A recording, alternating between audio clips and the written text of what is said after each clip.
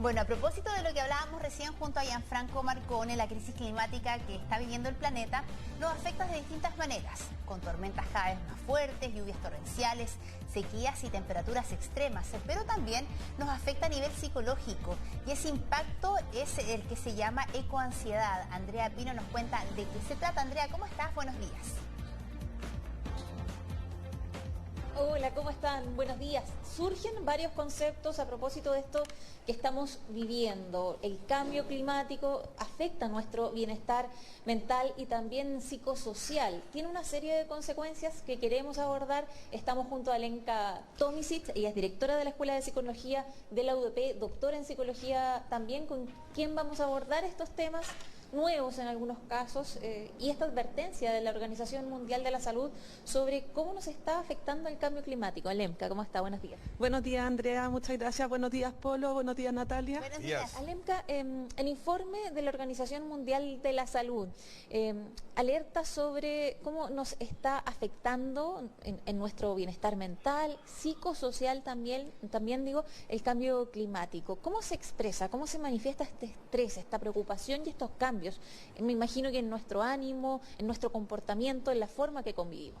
Bueno, lo que se ha ido observando y lo que se ha descrito es lo que tú ya mencionabas, estas categorías que han aparecido con nombre y progresivamente han sido validadas como categorías, comillas, diagnósticas o de alguna manera nos permiten describir, ¿no?, estas reacciones ante este cambio, ante la crisis. Y estas son la ecoansiedad, que es la reacción de estrés ante la crisis climática. También se ha descrito como las ecoemociones, es decir, sintomatología depresiva, ansiosa, rabia. Y también ha aparecido más recientemente el término de solastasia, que es una especie de nostalgia, pero a diferencia de la nostalgia que es hacia el pasado, la solastalgia es la anticipación de la pérdida, de alguna manera, y ese sentimiento de desesperanza, ¿no?, de esta pérdida del entorno tal cual como lo conocíamos, ¿no?, el entorno medioambiental y que no tiene vuelta atrás, ¿no? ¿Cómo podemos enfrentar mejor esta situación? Porque el cambio climático será irreversible, las próximas generaciones van a ver probablemente un panorama cada vez más grave. ¿Cómo enfrentarlo? Bueno, mira, la psicología tiene un problema y es que en general tiende a interpretarse de manera individual. Y entonces una de las primeras cuestiones que se han ido diciendo es que quedarse en esta idea de la ecoansiedad, de las ecoemociones, de la solastalgia, nos puede llevar también a quedarnos en una especie como de soledad y de la idea que individualmente no podemos hacer nada, y efectivamente en términos individuales no hay mucho que hacer. Sin embargo, si nos conectamos con estas emociones, también podemos conectarnos con la necesidad de hacer cambios, y los cambios necesariamente pasan por movimientos colectivos. Entonces, una de las primeras cuestiones de las que debiésemos hacernos cargo es de la responsabilidad colectiva de estos cambios y de la posibilidad, no necesariamente de revertirlo, pero hacerle frente y frenarlo.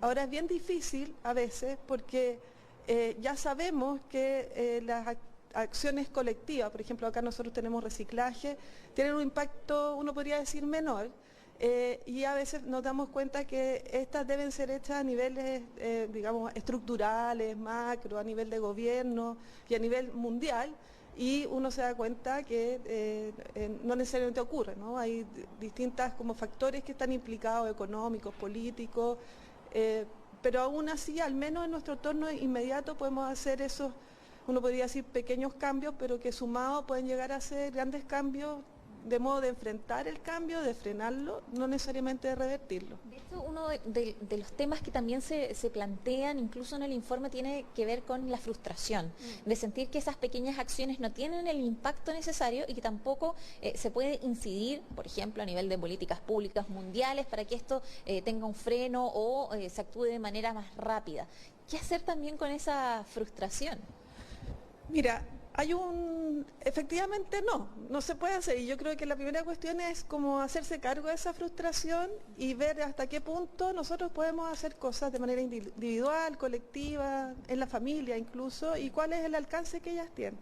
Sin embargo, hay un libro súper bueno, encuentro yo, que es de una periodista y escritora que se llama Elizabeth Kolbert, que se llama Bajo un cielo blanco, y en que ella dice las mismas herramientas que nos hicieron, o las mismas acciones humanas que nos hicieron llegar a este punto a nivel planetario, son las que nos van a llevar a cambiarlo para bien, digamos. Entonces da ejemplo de cómo algunos científicos, científicas en Australia, por ejemplo, han empezado a sembrar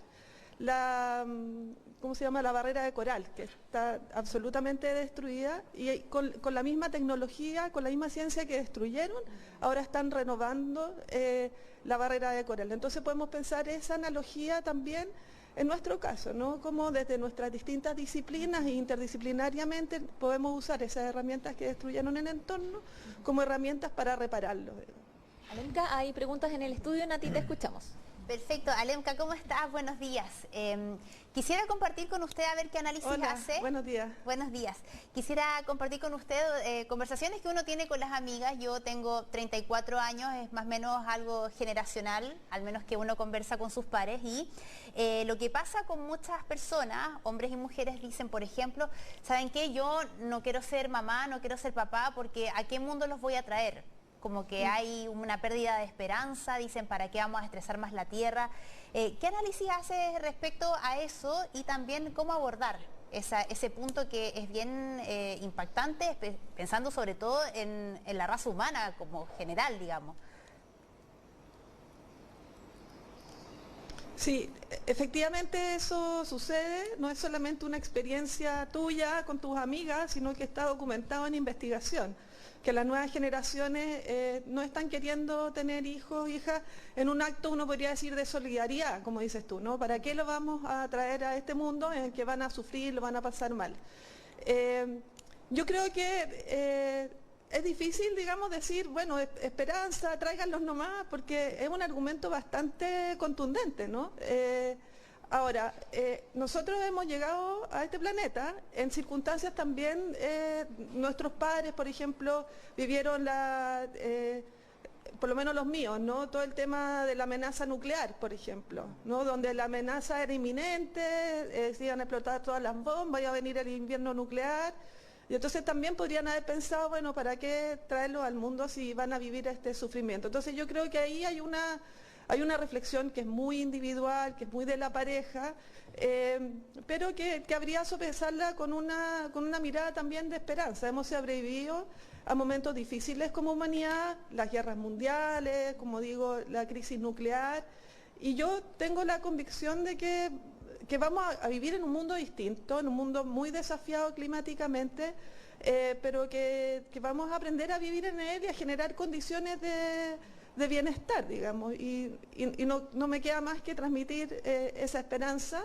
que una esperanza es una convicción, y que hay mucha investigación, hay muchos esfuerzos también en términos de organizaciones internacionales, ya para detener el calentamiento global y también para generar mejores condiciones de vida, asumiendo estos cambios, por supuesto. Polo, te escuchamos. Sí, Alenka, ¿cómo está? Le quería preguntar con respecto a personas que presentan de manera previa, digamos, antes de que uno considere esta ecoansiedad o este fenómeno que estamos describiendo, que presentan algún tipo de patología, algún tipo de trastorno emocional, de trastorno psiquiátrico, incluso trastornos de personalidad. En esos casos, aunque pueden estar un poco más al extremo, ¿qué efecto tiene también este fenómeno?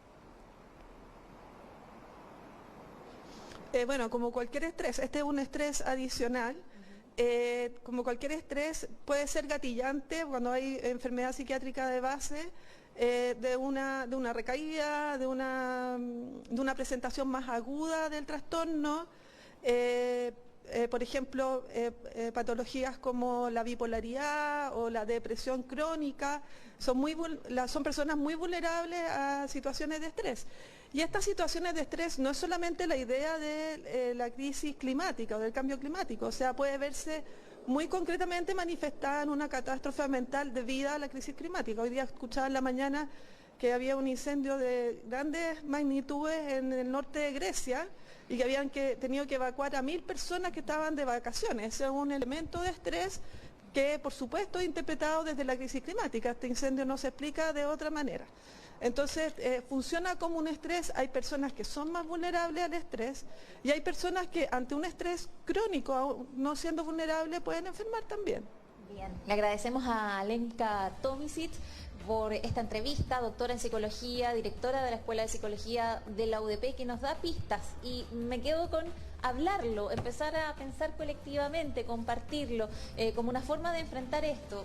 Difícil que cambie este panorama que nos afecta a escala mundial, que afecta a toda la humanidad y que probablemente vamos a ir conociendo en cada temporada, lamentablemente, nuevos desastres naturales o nuevas situaciones que nos empujan a tomar acciones cada vez más aceleradas. Esperemos también que todo esto tenga un eco, sobre todo en las personas que toman las decisiones a nivel mundial. Se ha hablado mucho, pero se actúa lento, así que ojalá esto también empuje a una acción más rápida en conjunto.